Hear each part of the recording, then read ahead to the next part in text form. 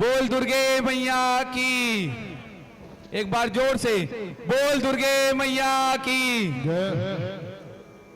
आज श्रीमद् देवी भागवत महापुराण कथा महोत्सव का 8वां दिवस है, जिसमें हमारे धर्मद्वार सिंघरा की इस पावन धरती पर महाराज जी का आगमन हुआ है।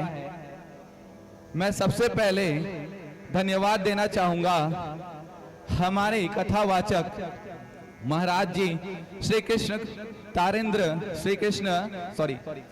कृष्ण महाराज जी को, जो इतने अच्छे मनोभाव से जो है वो हमें कथा सुनाए हैं और भगवान से एक इंसान को कैसे जोड़ा जाता है इनके बारे में उन्होंने बताया, और कैसे हम भगवान के बताए हुए रास्ते पर चल करके मोक्ष की प्राप्ति कर सकते हैं।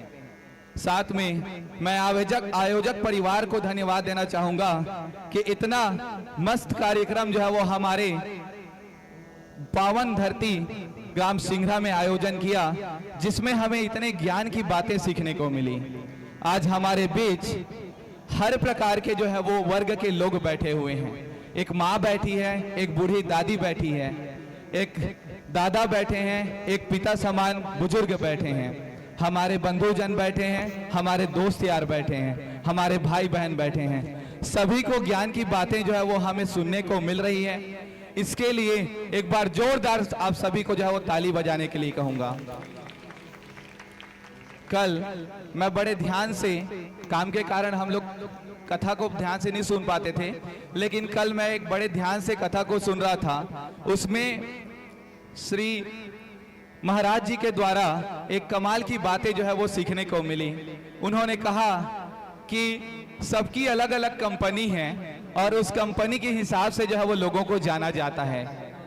उन्होंने बताया कि कैसे हम हमारी सभ्यता को हमारे वक्त से, हमारे बोलने के तरीके से, हमारे चाल ढाल से, हमारे पहनावा से, हमारे बात करने के तरीके से, हमारे लोगों के सम्मान करने के तरीके से, हमारे झुकने के तरीके से, हमारे खड़े होने के तरीके से, हमारे नजर मिलाने के तरीके से, सारे तरीकों से कैसे हम एक अच्छा इंसान बन सकते हैं और भगवान के राह पे चल सकते हैं, इन चीजों के बारे में उन्होंने बताया। साथ में उन्होंने ये बताया कि जिस तरीका से हम बोलते हैं उसी तरीका से हमें जाना जाता है, और जैसा जैसा हम बोलते हैं उसी के हिसाब से आपकी जो है वो याचना की जाती है, पूजा की जाती है। अगर हमें भगवान के रास्ते पर चलना है तो कहीं ना कहीं भगवान जैसा चाहते हैं वैसा करना पड़ेगा। याद रखिए, भगवान ने सबके नथनों में श्वास फूका है और पक्का हर किसी के लिए किरदार भी लिखा होगा।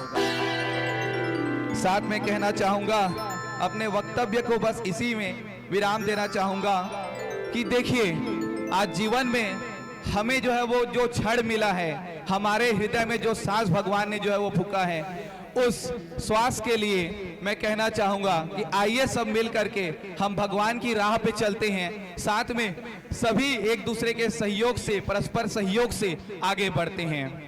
आज हम सुख और दुख को अपनाने के लिए और भाव से लड़ने के लिए अकेले हो जाते हैं। आज हम सारे यहाँ पर हैं, कितना अच्छा लग रहा है कि हम एक साथ बैठ करके ये कथा का श्रवण कर रहे हैं।